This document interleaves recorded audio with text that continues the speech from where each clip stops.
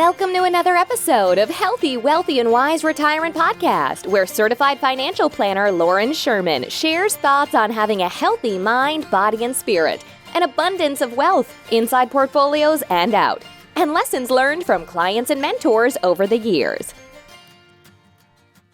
Welcome back, everyone, or if this is your first time listening, I'm glad to have you join us. Today, we'll be talking through a hot topic in the retirement community, one with many opinions and various points of view. So let's dive in with the question of the day. Which retirement income strategy fits me best? Flooring, buckets, and guardrails. These income strategies may sound like a foreign language now, but I promise they will make much more sense by the end of this episode. So we'll give you a high-level overview of these three strategies, then talk about how you can potentially take the best from each one of them. If one of these strategies jumps out to you and feels like I'm speaking directly to you, you may have found your perfect match. But before we do that, let's review the 4% withdrawal rule and why it may be on the decline. The 4% withdrawal rule is widely recognized and accepted as a reasonable means for determining retirement income. This method is just as it sounds. You withdraw 4% of your initial portfolio each year, adjusted for inflation. In simple numbers, a $1 million portfolio would produce $40,000 of annual income, increasing each year corresponding to inflation, or in rare cases decreasing with deflation.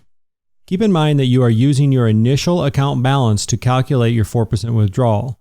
A mistake some people make when trying to follow this method is to take 4% of a bigger number after they've had a good year. This can still potentially work, but then we're getting away from the research this method was based on. Let's talk about that for a minute. This approach was first developed in 1994 by now retired financial advisor Bill Bengen. It was created by looking back at 30-year periods of the U.S. stock market, and what Bill found was that a 4.15% return was the worst-case scenario for a 50-50 blend of stocks and bonds. He looked at 30-year time periods as he figured this was a safe bet for the length of one's retirement. So armed with this research, Bill rounded it down a touch to an even 4% and said this is a safe withdrawal rate for retirees to spend down their assets. While this approach offers an extremely high probability of success, there are some criticisms. Let's take a look. First, it is a rigid approach. From the perspective of portfolio composition, where we're using a 50-50 blend, or with the fact we're using exactly a 30-year retirement. And then, of course, the ability to make one-time purchases in retirement is not accounted for either. Life tends to be more fluid and flexible than this approach allows. Second criticism. The 4% withdrawal rule fails to address different phases of life. Think of the first 5 years of retirement when you may want to travel and partake in more hobbies, versus perhaps 10 years later when you're ready to stay closer to home or babysit grandkids. Third criticism. It fails to take behavior into consideration. Ask yourself, would I be tempted to take more than 4% income in a year when my portfolio returns 30? Or on the flip side, how would it make you feel to take your 4% plus your inflation adjustment in a year where you saw the same accounts drop by 30%? Both of these represent behavioral issues that can show up with a 4% withdrawal rule. Let's move on to our last two criticisms. Number 4, it fails to account for or leaves little flexibility with tax strategy, RMDs, which are required minimum distributions, and additional planning opportunities. There could be some great opportunities to add value to your portfolio, but we don't have much wiggle room with a 4% strategy. And finally, our fifth and last criticism, in its truest form, you are rebalancing annually, which can lead to unnecessary and costly trades when your portfolio is only slightly off, or on the flip side, you could have an out-of-whack portfolio for 11 or more months while you wait for the next annual rebalance. The inability to pivot in such a rigid plan may lead to a 96% chance of success, but that doesn't mean much to the 4% who aren't so fortunate. Think of how likely you are to board a plane if the pilot said, "No worries, there's a 96% chance we'll get there safely." To take a step back, we can't be too hard on the 4% withdrawal rule, as this gave us great insight on past market returns and it gave us something to build on. And to be fair, the principles of the 4% rule can still work for disciplined investors who are okay with those criticisms we just talked about, particularly if they're okay with a more rigid plan. With that said, we think there is a better way. Let's examine some additional methods. The first alternative method we'll take a look at is called a flooring strategy. Prior to the 1980s, when 401ks and similar retirement plans became commonplace, the flooring strategy was king as a standard income plan for most Americans. In short, the flooring strategy consists of guaranteed income for life. You receive a guaranteed paycheck each month regardless how long you live or how markets perform. This strategy is created using Social Security, pensions, and annuities to cover income needs.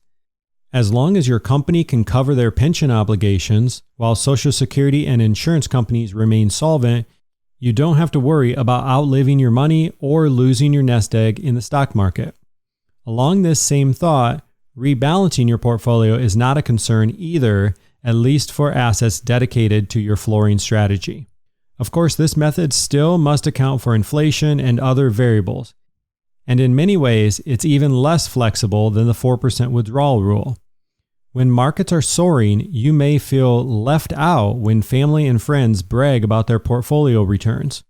But what the flooring strategy lacks in flexibility, it attempts to make up for with predictability and peace of mind.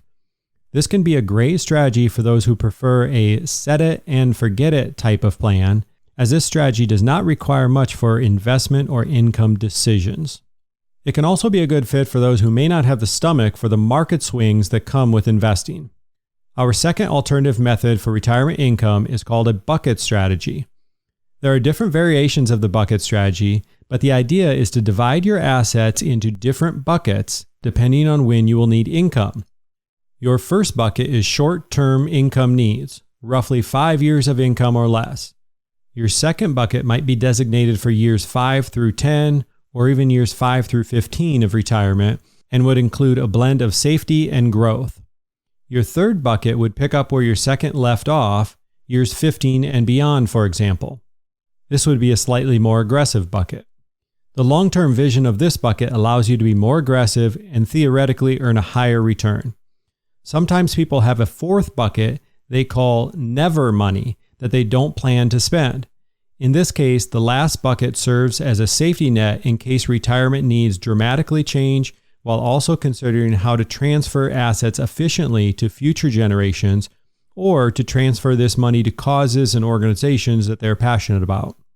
Critics of the bucket strategy say that it is a bit more challenging to operate, particularly if you're trying to do this on your own without an advisor. Also, it can be slightly less efficient since assets are constrained to the rules of each bucket, which means they may not be earning as much as they could. This can make rebalancing a bit more tricky as well, so having flexible guidelines rather than hard and fast rules can be best. The bucket strategy is great for people who like a visual representation of which dollars are earmarked for each specific purpose or timeline. This method often helps retirees stay the course when markets are not cooperating. Investors without a bucket strategy might panic when they see their account drop and make an emotional decision to sell. Conversely, those with a bucket strategy may do a better job compartmentalizing, seeing, for example, that only their 15-year and beyond bucket actually dropped in value, giving them confidence to let it recover and stick with their plan. Let's move on to our third alternative method for retirement income. We call this a guardrails strategy. Others would argue that while the flooring and bucket strategies give you more predictability, the trade-off is that you have less money working for you in the stock market, where historically you will earn the highest return. The guardrails strategy thinks of your investments as a whole rather than segregating for timelines, and it seeks to earn the highest return possible. In truth, it is a close cousin of the 4% withdrawal method, as the guardrails strategy calculates a percentage to withdraw from your portfolio each year for income. Where it differs is that it tends to allow for behavioral considerations, such as spending more in the first 10 or 15 years of retirement, sometimes referred to as the go-go years. It also accounts for market returns and how they impact your portfolio. Think of your income being the center line with guardrails on both the top and the bottom. If the market returned the same 7% year after year, or whichever percentage you're comfortable using for your expectations, your income would always remain on the center line. However, life isn't so predictable, and perhaps the market would return 3 negatives in a row. Let's say negative 18%, negative 7%, and then another negative 15%. This may cause you to hit the bottom guardrail and force you to decrease your income moving forward. If the market were to do the opposite of those returns, and they were all positive, we may hit that top guardrail and it's time to give yourself a raise. As an advisor, the guardrails allow us to be more proactive and makes for a more living plan that we can adjust on the fly. Having guardrail rules in place specifying when to increase or decrease income also reduces emotional decisions, which could otherwise derail any income plan. In addition, it's a bit easier to rebalance strategically since there are less constraints with this strategy. So in summary, the guardrail strategy is a great deviation from the 4% rule, allowing for some behavioral and situational flexibility while still leveraging the stock market to its fullest. Additionally, increases in future income are more likely, and the probability of running out of money is drastically reduced. However, pay decreases are still possible, which can be challenging once retirees have become accustomed to a certain income and lifestyle. This is a useful strategy for most people, but once again, they must be disciplined to stick to the guardrail rules and have the stomach for market turbulence. And just like we mentioned about the bucket strategy, the guardrail strategy is going to be pretty complex for a retiree to stick to if they're going it alone without an advisor. And finally, the last method we will discuss, we have coined the dynamic method, as it applies features of the flooring, bucket, and guardrail strategy all in one. Let's look at step 1. The dynamic method starts with a flooring conversation as we categorize spending as either necessary or discretionary. Necessary spending includes anything considered essential: food, housing, medical needs, monthly bills, and so on. Discretionary spending includes anything you could live without if needed: vacations, gifts, a spa trip, maybe the golf membership. You will likely find that a handful of spending falls somewhere in between those two, which is perfectly okay. Those who are more comfortable with risk may just stop here and invest their remaining assets, while others may want more of their discretionary or their fun spending also covered by that guaranteed income that the flooring strategy offers. Let's look at step 2 of the dynamic method. So next, we jump forward to the guardrail strategy and we leverage technology to set parameters on each side of your investment portfolio. These parameters serve as the guardrails that help us determine when we can take income raises and when we need to cut back a bit. This portion is optimized for growth, investing as close to the efficient frontier as we can. Now, this is a bit more technical than we will cover on today's podcast, but in short, this simply involves combining the optimal investments to maximize return based on your risk tolerance. The third step of this dynamic method.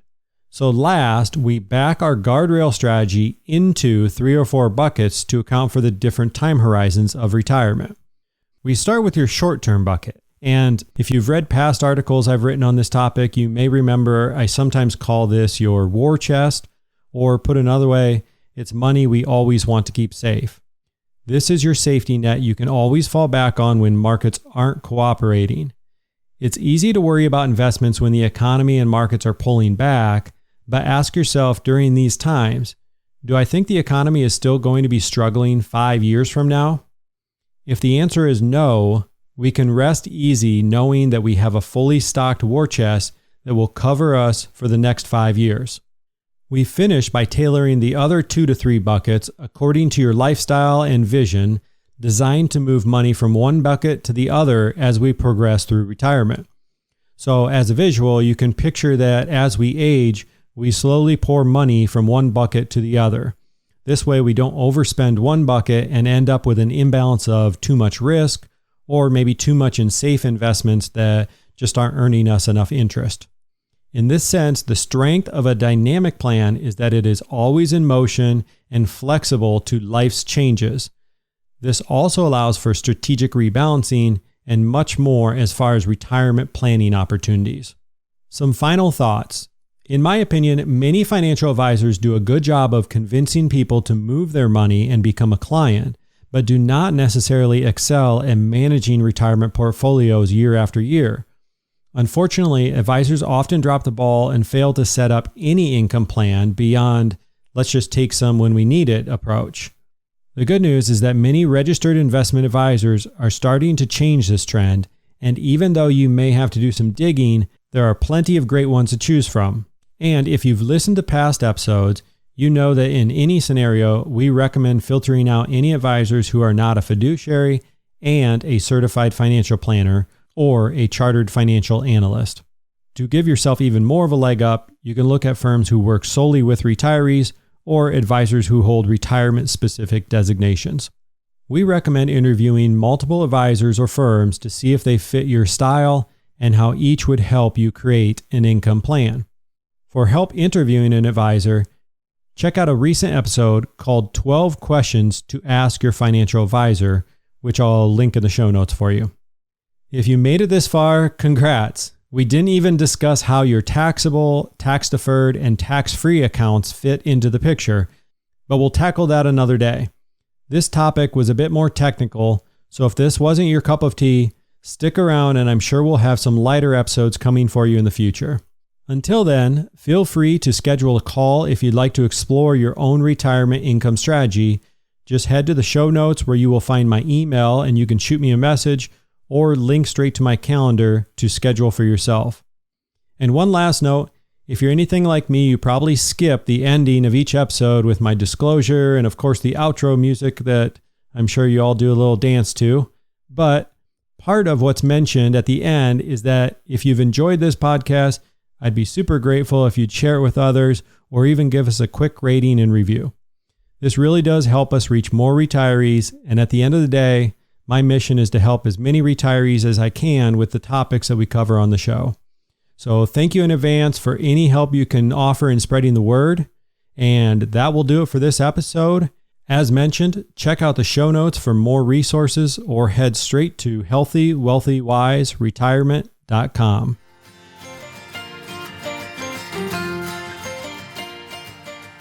Thank you so much for listening and supporting this podcast. If you've enjoyed listening, we would love if you took a quick moment to leave an honest review. Of course, we're shooting for 5 stars, but if you have suggestions to improve the show, we would love to hear from you too.